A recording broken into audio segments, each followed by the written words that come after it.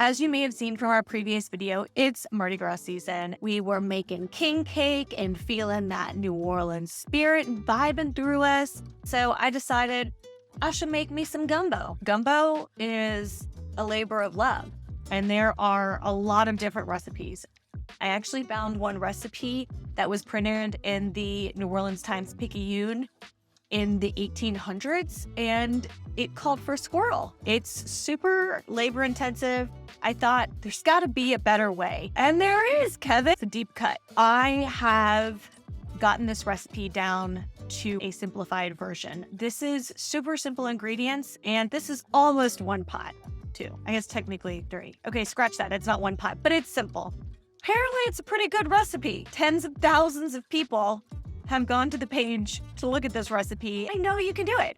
I made it up, and I wouldn't make up anything too hard. So, ipso facto, let's get to cooking.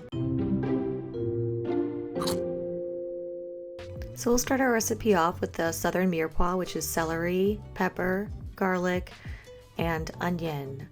And then we're doing sausage gumbo, pre-cooked sausage, obviously some stock, Creole seasoning, vegetable oil, rice, and of course the chicken. We're going to start by making our roux, which is just flour and oil. And so we're going to put both of those into a pot and start the stirring process. Now, you're going to want to continually stir this. This little roux baby is really a labor of love. So you can do a few things while you're getting that roux to the deep, rich color. You can start prepping your mirepoix or trinity.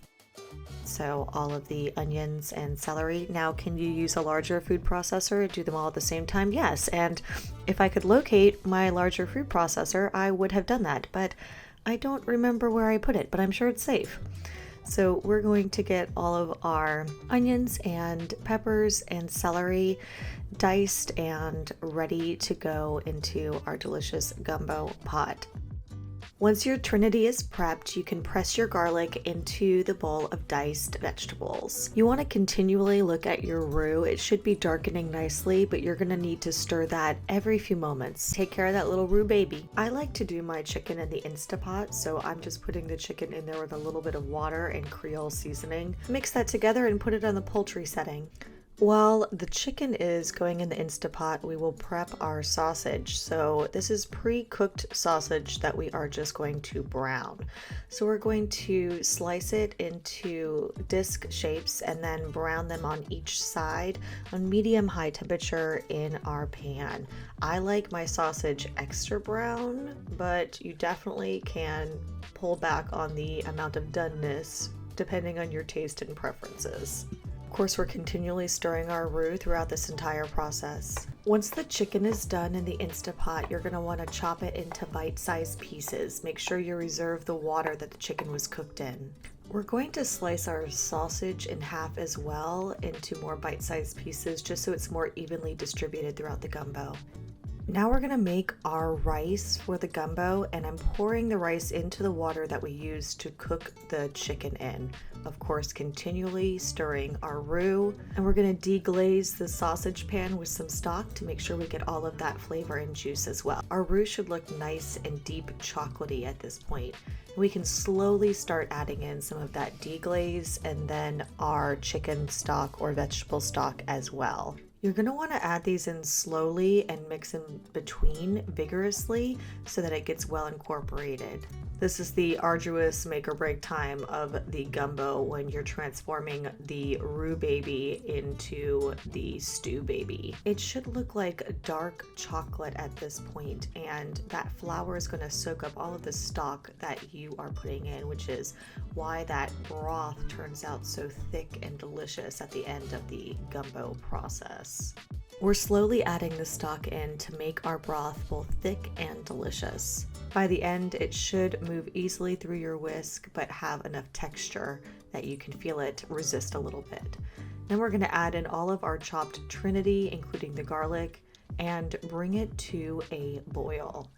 We'll stir that around for a few moments, just making sure all of the vegetables have softened and incorporated well into our delicious gumbo.